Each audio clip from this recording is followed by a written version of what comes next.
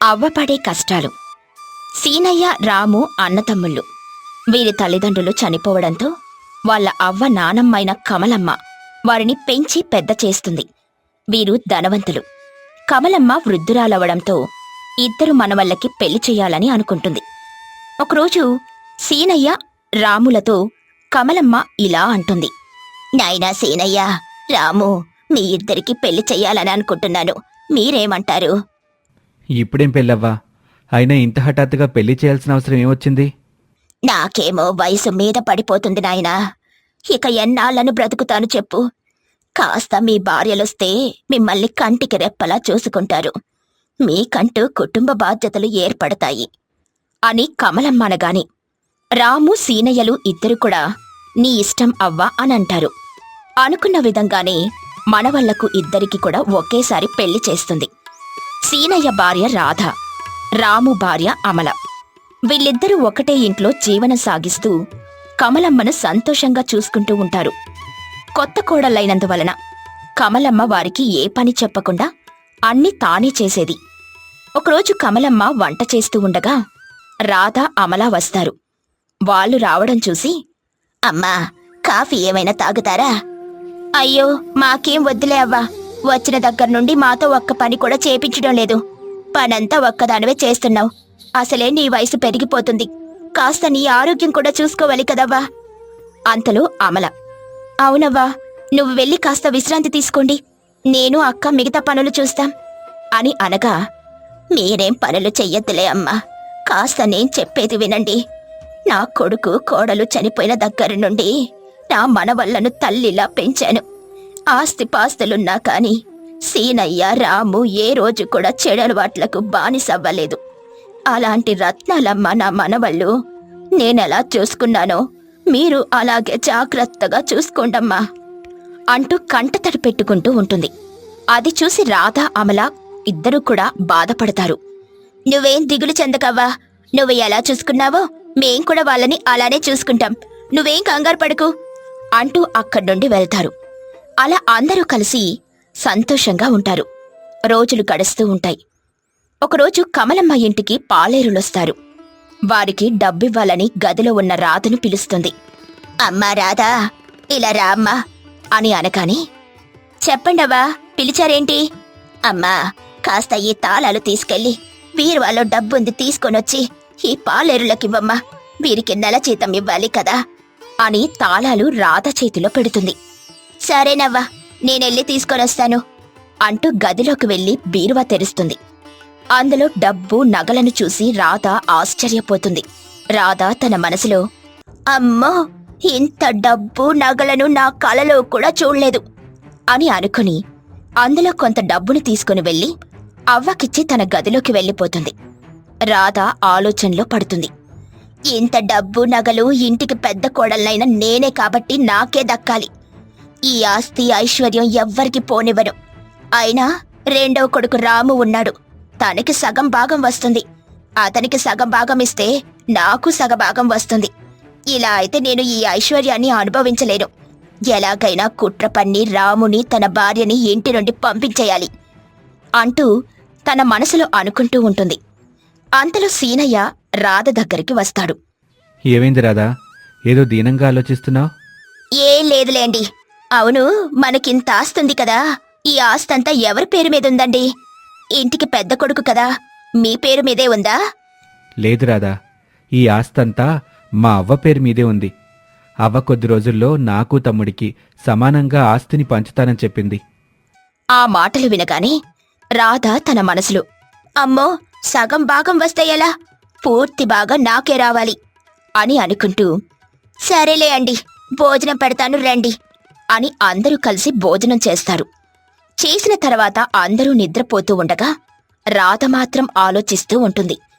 ఇక మరుసటి రోజు రాము పక్క గ్రామానికని తన స్నేహితుని ఇంటికి వెళ్తాడు. తన స్నేహితుణ్ణి కలుసుకుని, లక్ష్మయ్య, ఎలా ఉన్నారా? నిన్ను చూడక చాలా రోజులవుతుందని ఈరోజు వచ్చాను. అంతా సవ్యంగా ఉంది కదా? ఏం బాగోరా, ఇంట్లో పరిస్థితి అస్సలు బాలేదు. నా భార్య గత కొద్ది రోజుల నుండి అనారోగ్యంతో మంచాన పడి ఉంది.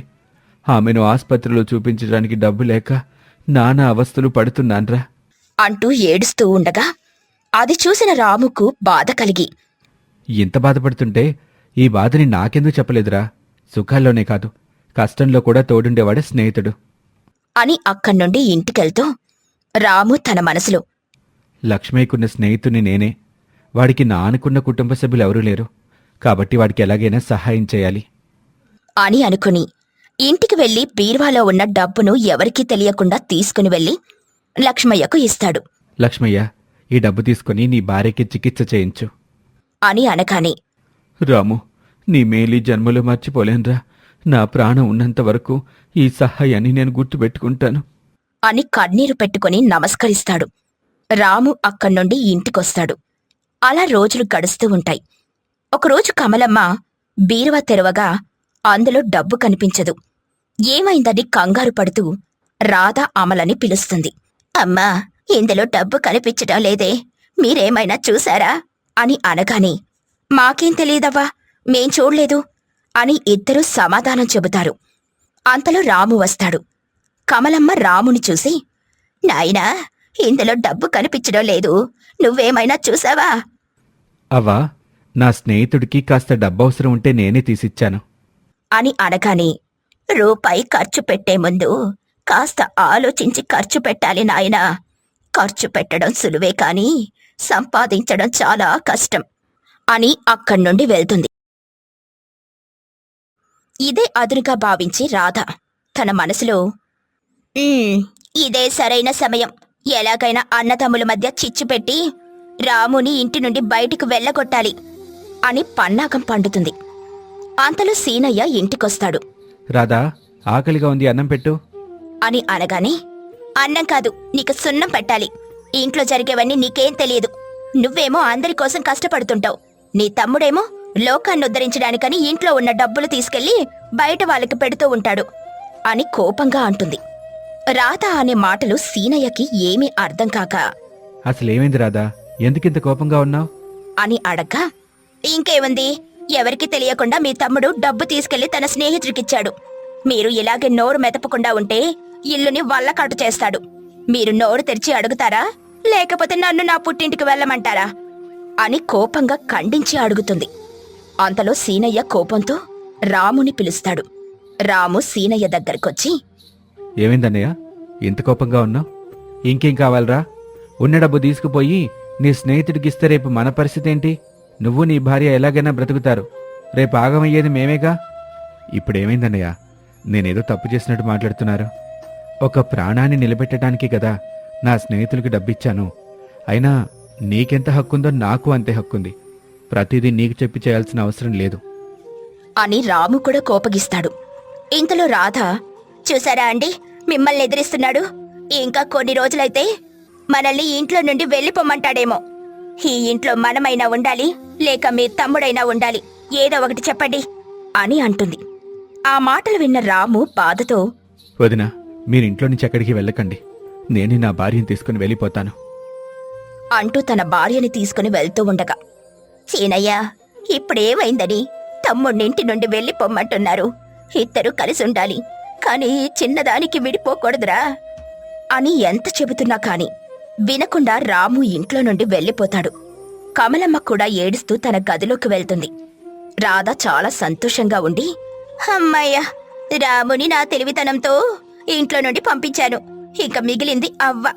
ఆస్తిని నా పేరుగా మార్చుకుని అవ్వని కూడా ఇంటి నుండి వెళ్ళగొట్టాలి అని అనుకుంటుంది. అలా రోజులు గడుస్తూ ఉంటాయి. కమలమ్మ రాము మీద బెంగతో ఏడుస్తూ ఉంటుంది.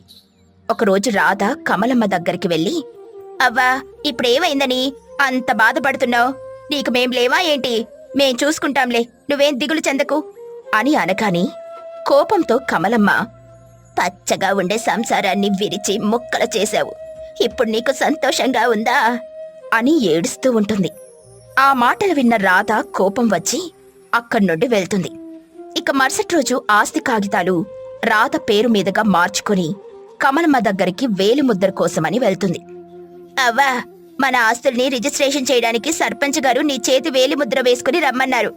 కాస్త ఈ కాగితాల మీద వేలిముద్ర వెయ్యవా, నేను వెళ్ళి ఇచ్చొస్తాను అని అనగాని అవ్వకు చదువు రాకపోవడంతో నిజమే అనుకుని ఆ కాగితాల మీద వేలిముద్ర వేస్తుంది. నేను సాధించాను. ఆస్తి మొత్తం నా పేరు మీదుగా మార్పించుకున్నాను. ఇక ఈ ముసలిదానితో నాకేం పనంట? దీనిని ఎలాగైనా ఇంట్లో నుండి వెళ్ళగొట్టాలి అని రాధ. అవ్వా, నువ్వు ఇంట్లో నుండి తక్షణమే వెళ్ళిపోవాలి. ఆస్తి మొత్తం నా పేరు మీద మారినట్లుగా వేలిముద్ర వేశావు. ఇక నీకు ఈ ఆస్తికి ఎలాంటి సంబంధము లేదు. వెంటనే నువ్వు ఇక్కడి నుండి వెళ్ళిపో, లేకపోతే అన్నంలో విషం పెట్టి చంపేస్తాను అని అనగానే, ఓసి పాపిష్టిదానా, అన్న తమ్ముల్ని విడదీశావు. ఇప్పుడు ఆస్తిని కూడా మాకు కాకుండా చేసి నీ పేరు మీదుగా మార్పించుకున్నావు. ఇప్పుడు నన్ను కూడా ఇంటి నుండి వెళ్ళగొడుతున్నావు అని ఏడుస్తూ తన ఇంటి ముందున్న గుడిసెలో ఉంటుంది. కమలమ్మ తన మనవళ్లు దూరమైనందుకు, ఆస్తి పోయినందుకు కుమిలిపోతూ ఉంటుంది. కమలమ్మకు భోజనం పెట్టడానికి కూడా ఎవ్వరూ లేకపోవడంతో ఆమె ఓపిక ఉండి లేక వండుకుంటుంది. రోజులు గడుస్తూ ఉంటాయి. కమలమ్మకు వయసు పెరగడంతో వంట చేసుకోవడానికి కూడా ఓపిక సరిపోక మంచాన పడుతుంది. ఒకరోజు వర్షం పడుతుంది. కమలమ్మ ఉండేది గుడిసెలో కాబట్టి ఇల్లు మొత్తం వాన కురవడంతో కమలమ్మ ఎటూ పోలేని స్థితిలో ఉండడం వల్ల తడుస్తుంది. తడిసి వణుకుతూ ఉండగా అటుగా రాము వెళ్తూ ఉంటాడు. గుడిసెని చూస్తాడు. ఎవరి గుడిసెలో ఉండేది అని చూడగా అందులో కమలమ్మ ఉంటుంది. మొత్తం తడిసిపోయి వణుకుతూ ఉండడం చూసి రాము చాలా బాధపడతాడు. అవ్వా, నిన్ను దూరమైనాను కానీ అన్నయ్య నిన్ను చూసుకుంటాడనుకున్నాను.